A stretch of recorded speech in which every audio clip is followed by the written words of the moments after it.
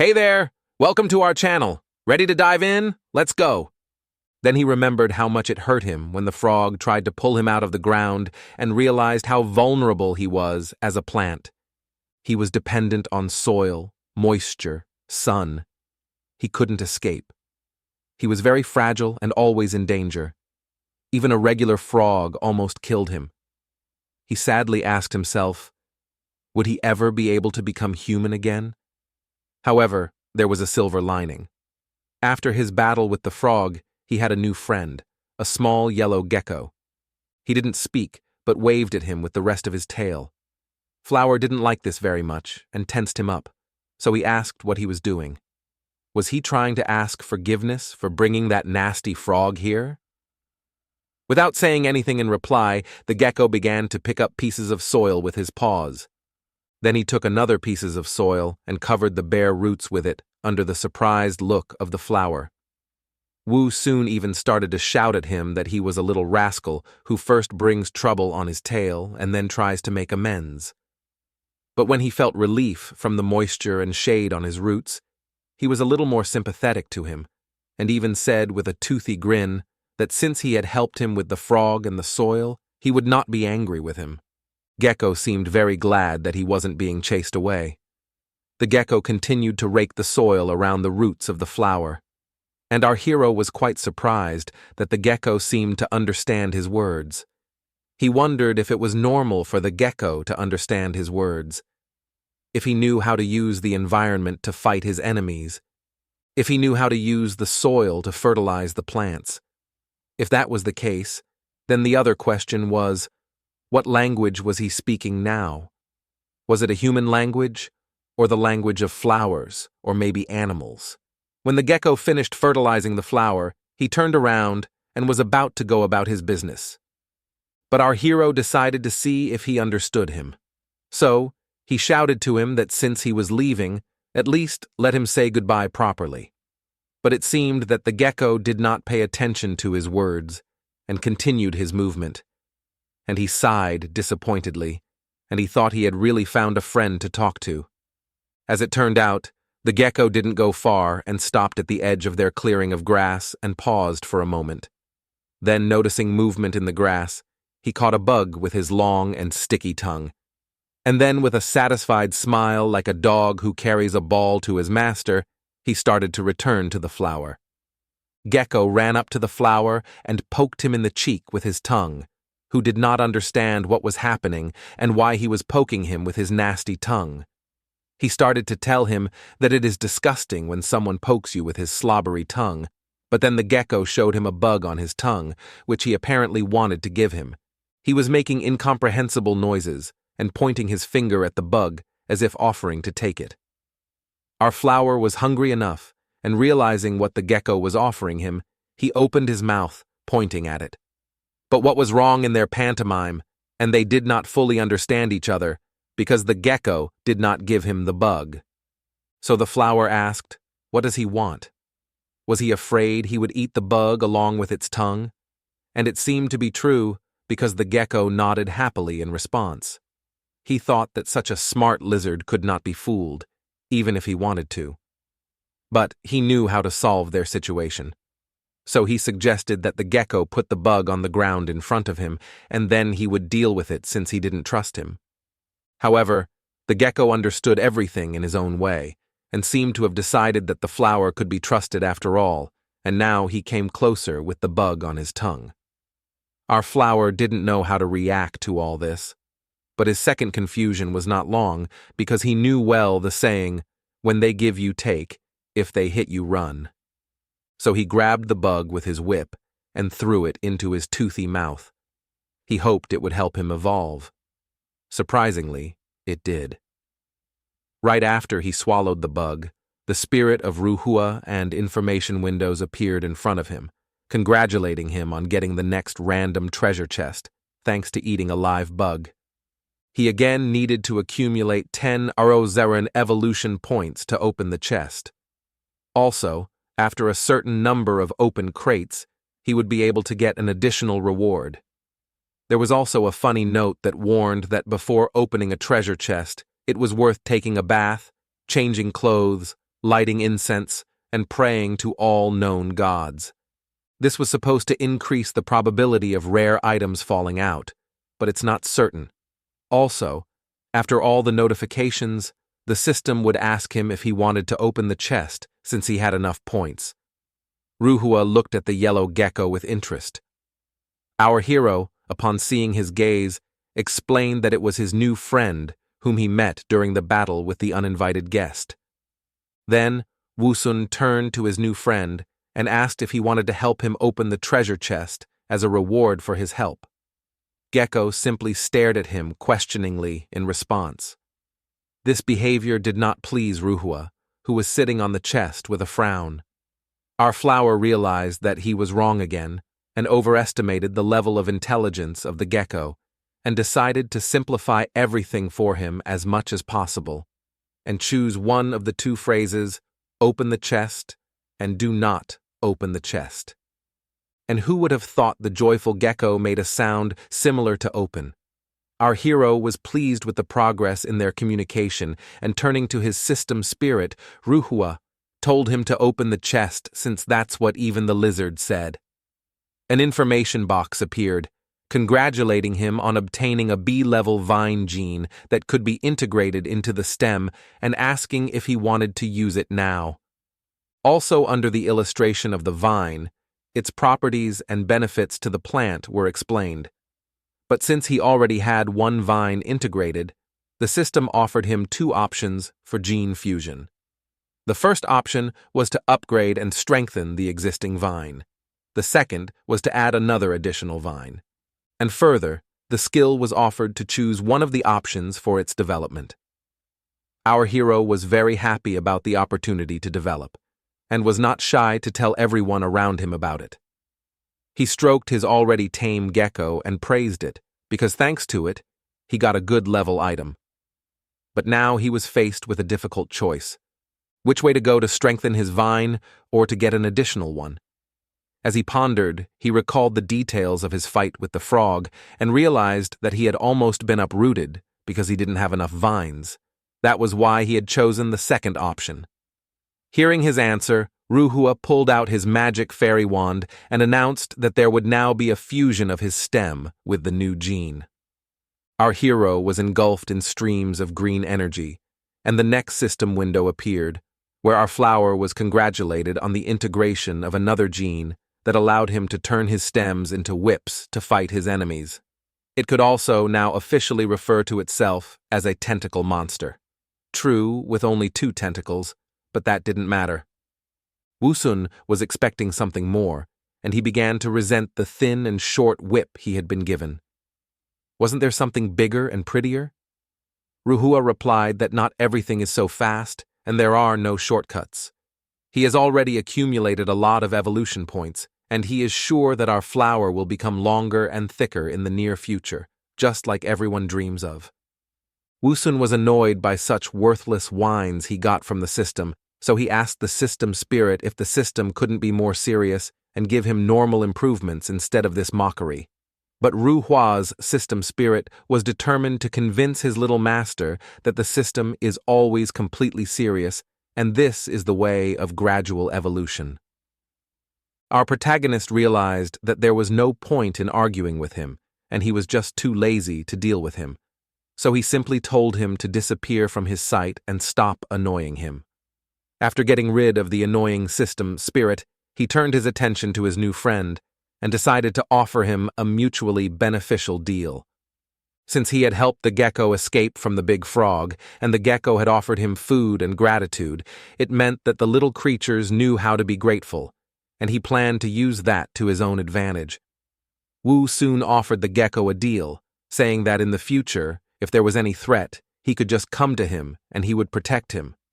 In exchange for just one condition, he would have to catch a bug for him every day. He thought to himself that this would be a brilliant move since he couldn't move and his whips had a limited radius. But with a mobile partner to help him catch bugs, he could level up very quickly. The gecko didn't seem to be at all thrilled with this offer and looked at him incredulously. Wu soon began to reason that bringing him bugs would not only benefit him, but also the gecko, because then he would be able to provide more security, thanks to the fact that he would be stronger himself. The gecko seemed to be satisfied with this explanation and no longer looked at him so disgruntled. He seemed to agree to his terms. Woosun exhaled a sigh of relief and assured him that since they had agreed, he would not let him down. Then he asked the gecko if he could call him Little Yellow. He didn't seem at all thrilled at this idea. Seeing his expression, Woosun was indignant and asked what was wrong with his appearance. Doesn't he like his new name? He had to blame his poop-colored appearance for everything. Whatever. Back in the day, he was a top student in high school rocket class, and now when he gave him a name, how could he complaining? A few days later, after accumulating enough evolution points and eating another bug, he was able to open the box from which he got the B-rank plant gene, Kang-er. Fused location for this gene was seed, and then system asked if he wanted to fuse. This gene was taken from some annual herb. The seed of this plant have hooked thorns that could attach to passing animals' bodies. Woosun was happy that with the help of his little yellow mascot, he was able to unlock the new plant gene in a few days. But he still wonders be able to use this gene after the fusion if it was in the seeds. At his command, the system spirit appeared and immediately helped him to make the gene fusion. The fusion was successful and the system congratulated him for obtaining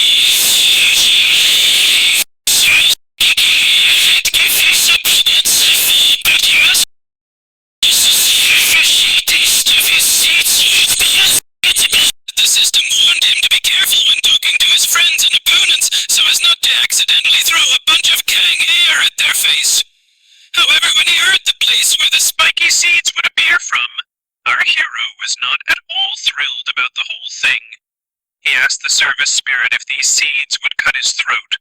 The Ruhua service spirit didn't seem to be in a hurry to answer his question and instead picked his nose. Finally retrieving some gold from there, he immediately threw it at the irritated Woosun's head. Ruhua, despite his actions, called him his little master and assured him that everything would be fine. All he had to do was open his mouth a bit wider and make a retching sound, and all seeds came out. It's as simple as picking nose. Woosun decided to try an unpleasant sounds filled the clearing.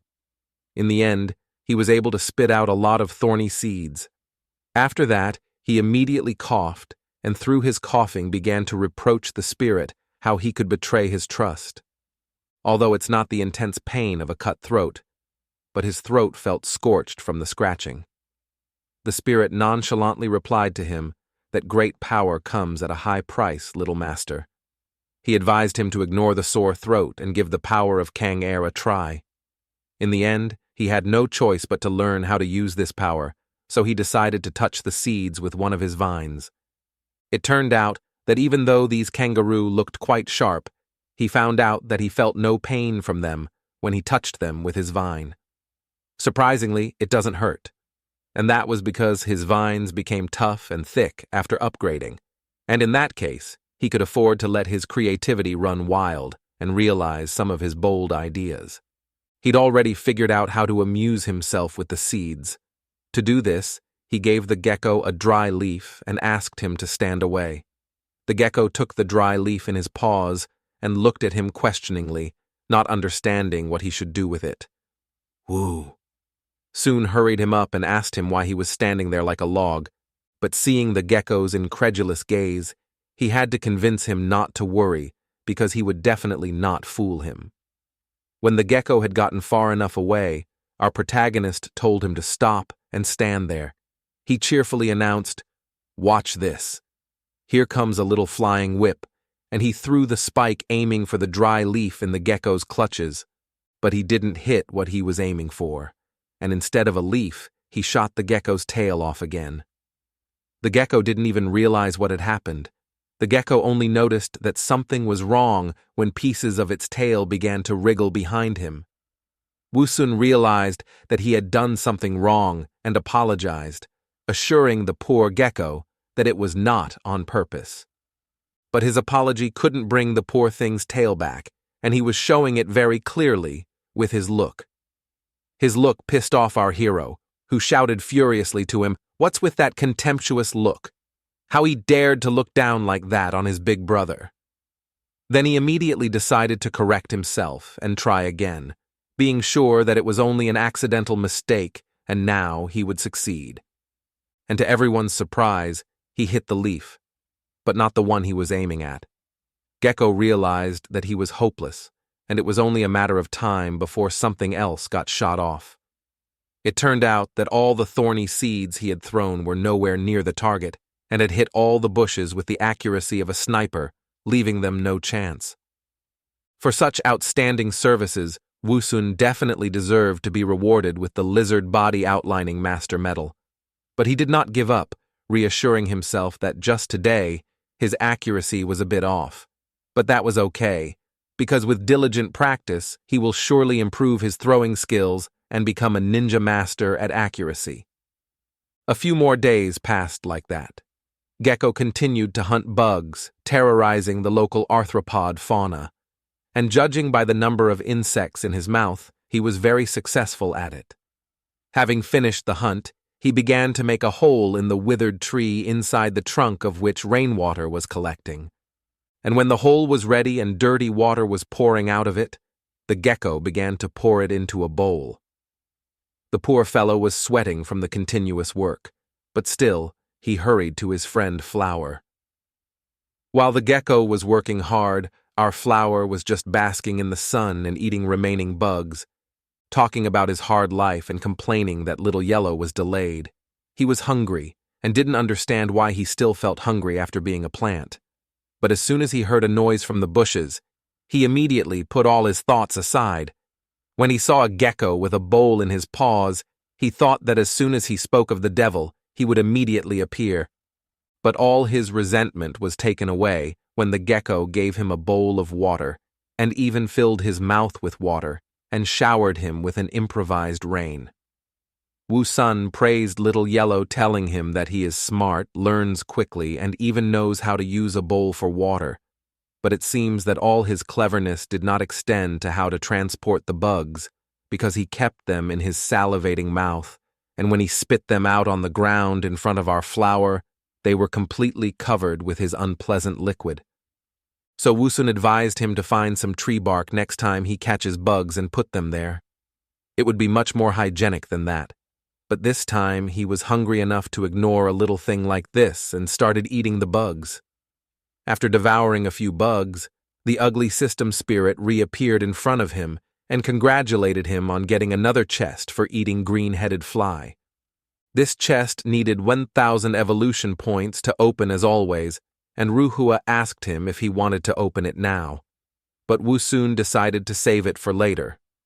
Right now, he didn't want new upgrades since he hadn't learned how to use Kangar properly yet. And on top of that, the ground under the scorching sun had become too dry, so he had to ask Little Yellow to fetch some water to help him grow more vigorously. Sipping water and juggling his thorny seeds, Wu soon enjoyed his life, and even said that this is the laid-back life he wanted, and it feels good to have someone who feeds him. After finishing his water, he decided to try his hand at throwing spiky kangaroos again, but even though this time the gecko held 3 leaves at once, he still didn't hit even one. Even the massive volley that followed didn't help, and he didn't hit once again. Just reaffirmed the title of the most accurate marksman in the Wild West, and he didn't hit even once. But that didn't seem to spoil his mood, because he had enough time and bug snacks to keep practicing, so he ordered his Little Yellow friend to collect and bring him all the Kang-air. Woosun didn't even realize that he was under close surveillance. His arch-nemesis, who had come for revenge, was a big bullfrog. It was waiting for the right moment to attack an unsuspecting victim, which was a gecko who went to collect the Kang-air scattered around the clearing. When he had already collected everything and was about to leave, the toad suddenly jumped out of the bushes. Even Woosun's shouts to the gecko to be careful didn't help. And the toad, with its long, sticky tongue, embraced the poor gecko, who could do nothing. Our flower could only watch his little yellow friend disappear into the frog's bottomless mouth. Poor gecko screamed for the last time and disappeared.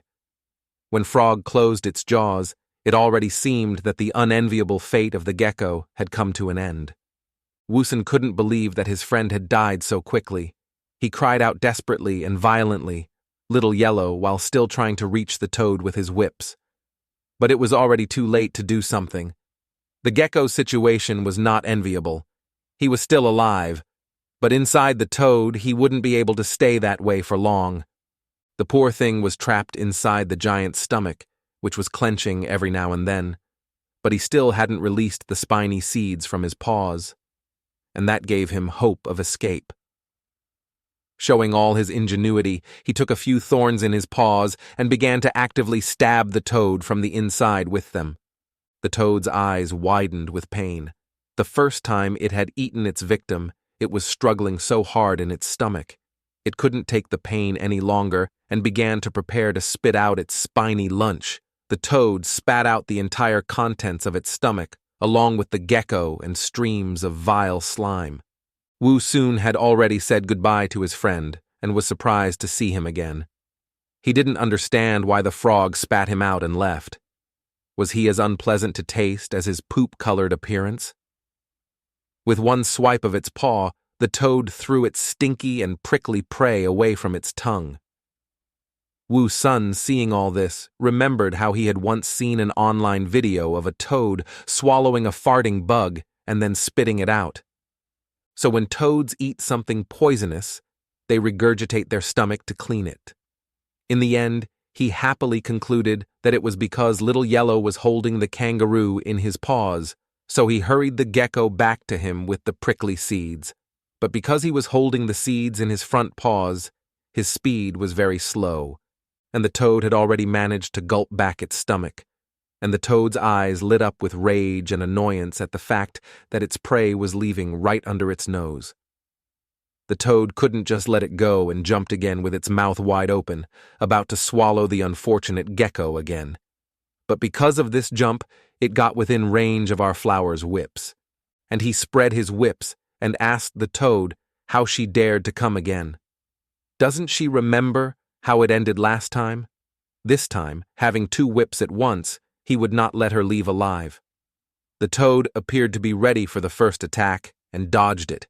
It even managed to grab one of the whips, just like last time, and tried to reach her tongue into the flower to finally pluck it out of the ground. Well, something didn't go according to plan. After all, the flower's vines were now too long, longer than the toad's tongue, and it just couldn't reach for him. Wu Sun only laughed at her pathetic attempts and asked her what she was hoping for, trying the same move against him second time. Hadn't she noticed the change? Our flower's vines were now longer, thicker, and stronger, and were already beginning to entangle the helpless toad. After tying her up tighter, he began to pull her towards him. The poor thing resisted as much as it could and struggled with all its might, but its fate was already decided. Because bound, she was completely in the power of our flower, and now he could easily lift her into the air, depriving her of any support under her feet. And then with such force to land her back on the ground head downward that the stony soil scattered in all directions. From Toad's eyes darkened, and she lost consciousness. Seeing how frozen the toad was, Wu Sun smugly advised it, "Don't think I can't handle you just because you're petrified." He also decided to ask her a math problem to tell her that if he spit out 5 kangaroos every day, how many kangaroos will he have spat out in total after 10 days? The answer was nearby, where a pile of his spiky seeds were stacked. Expectedly, without waiting for a response from the toad, he wrapped his wines around it and sent it flying straight toward the pile of thorns. He slammed it into the thorn pile once. It seemed that his rage for all his suffering was overwhelming him, because he didn't stop there and kept hitting the poor toad again and again. Even the gecko was shocked by this cruelty and nervously imagined that he could have been in her shoes if he hadn't befriended this crazy flower. Wu Sun finally calmed down only when the entire clearing was covered in clouds of dust, and the toad was no longer showing any signs of life, looking more like a chop. He ironically asked it, not bouncing back this time, huh? After such a beating, it wasn't hard for the flower to cut up the dead toad, and as he separated the toad's leg, he smugly praised himself for defeating such a large opponent. As it turned out, he hadn't expected his thorny seeds to help him hand-slay enemies. Otherwise, he couldn't have swallowed such a big one. Wu soon wasn't greedy and decided to share a piece of his victory with his shocked little friend. But seeing his indecision, he had to tell him, "Come on, buddy. You should share with me the fortune and misfortune, so let's eat together." Hearing this, the joyful gecko immediately pounced on the food. Wu Sun also started eating, and had to admit that the toad tastes pretty good. But he wondered if the system would give him a chest for eating the toad in pieces, since the last time he ate a piece of the gecko's tail, he didn't get anything. But he didn't have to guess for long, as the next moment, a disgusting system spirit appeared with 2 chests. Wu Sun did not pay attention to the appearance of the spirit, but was only happy to receive 2 chests at once. He had a logical question. Why didn't he get any when he swallowed the gecko tail last time? And when he ate just 1 piece of the big toad now, did he get 2 chests at once? Ruhua, looking at the gecko eating the meat with such gusto, didn't seem to be sure why the flower was so lucky. So he answered him in no uncertain terms that apparently the system considered killing the big creature and eating the first bite to be a sufficient condition for getting the chests. But in general, the rules for getting chests were a bit different. For small creatures that the host can swallow in 1 bite, there is a 100% chance of getting a box. As for larger creatures that require a chewing, there's a chance of getting a box with each bite. However, all of this also depends on luck. If luck is bad, even if the host eats a whole toad bursting the stomach, it might only yield 1 box. After hearing all these explanations, Wu Sun decided to continue eating the toad, and literally after the next bite, he got the chest again. Ruhua was not at all pleased with such luck of our hero, and Wu Sun was just glowing with happiness and anticipation of what he could get from them. And now, he smugly asked if the fact that he had gotten so many chests meant that his luck was extremely good? After all, he had gotten 3 boxes in just 3 bites. System Spirit Ruhua merely grudgingly hummed in response, and not at all sincerely wished him luck in the next bites. Wu Sun didn't understand what he meant, but sensed that he didn't want anything good for him, really, and advised him to look at his ugliness instead of making caustic remarks. After a little while, our flower and the gecko were full enough and couldn't make even 1 more bite.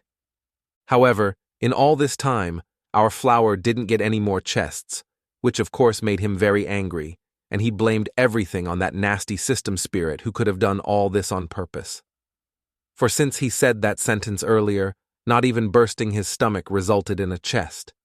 But Ruhua, picking his nose, had no problem justifying himself by saying that it was just a problem with his luck, and there was nothing he could do about that moody lady luck.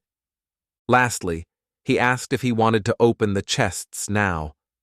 Wu Sun refused on the grounds that he wasn't interested in opening the chests at all, as he had so much left to eat right now. Despite his and Gecko's best efforts, they were only able to eat half of the toad, which was already an achievement considering their size. But something had to be done with the other half, because if it wasn't dealt with properly, such a big chunk of meat would surely attract carnivores, who could easily destroy our flower with a single swipe of their paws. But Wu Sun was not stupid, and in his head came up with a brilliant idea how to deal with the toad's corpse and at the same time get the most out of it.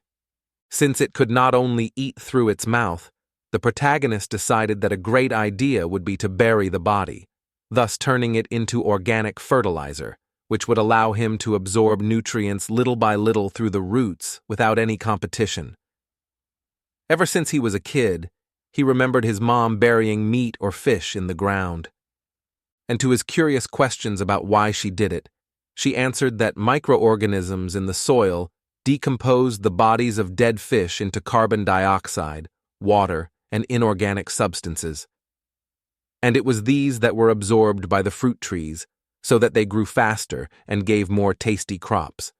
However, the protagonist had a problem. His vines were not designed to dig into the ground at all. After thinking about it, he realized that he could solve this problem quite easily if he could find tools that he could wrap around the vines. However, the second problem was that shovel-like digging tools were unlikely to be found here. His only salvation was his yellow friend, whom he immediately asked to find thick branches and scaly rocks for him. He folded his vines into roughly the shape he wanted and showed them to the gecko, who stared at them intently. After a few minutes, the gecko turned around and headed somewhere. As he stared at the gecko, the protagonist could only hope that he understood what he wanted. After a while, several branches of different thicknesses and a small stone were lying on the ground in front of him. The gecko who had brought it all was looking at him happily, as if expecting praise. However, Woosun didn't really appreciate his efforts. Easily breaking the branches with his vines, he said that these branches were not suitable as they were very thin and would break very easily. Picking up some soil with his leaf, he added that the soil here was very soft, so he needed something thin and strong.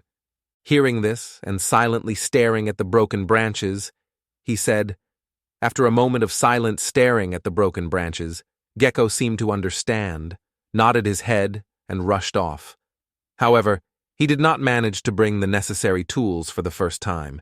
He brought a leaf or a lump of soil, which was obviously not solid at all. Even though he was tired, he brought a huge log that Woosun didn't know what to do with because he could hardly move it. However, this was not what he needed, and he even thought that he had overestimated the IQ of his yellow friend. Suddenly, however, two objects fell to the ground in front of him, a sharpened bone as well as a broken arrowhead. His eyes immediately widened with surprise. After grabbing the arrow, he couldn't be happy with it, because even though it was broken and rusty, it was still what he needed. It was also made of iron, which could mean that there were other intelligent beings in this continent who knew how to use tools. Grabbing the bone and arrowhead with his vines, he immediately got into a threatening fighting stance, saying that these two sharp objects could be good weapons for him, and if he was attacked by a toad again, he would be able to slit its belly easily. Praising the gecko for finding what he needed, he tossed him the bone and added that they had some work to do. They started digging together. After a while, a rather large hole appeared in the ground. Wiping sweat with a vine, Wu soon turned to the same tired gecko and said that it was time to drag the frog's body into the hole. The gecko immediately started dragging it. After putting it in the hole and covering it with soil, he jumped on it a little to trample it completely. Sniffing the air and noting that the smell of blood was gone, so the predators had no reason to come here anymore, he wondered why he, being a plant, could smell the odors. As he began to absorb water, sunlight, and nutrients again, he noted that nothing had changed yet. However, he realized that he had rushed things, as the microorganisms needed time to decompose the frog's body. Accepting that this method was not as fast as absorbing it directly, he remembered the 3 chests he had been able to obtain earlier that he had not yet opened.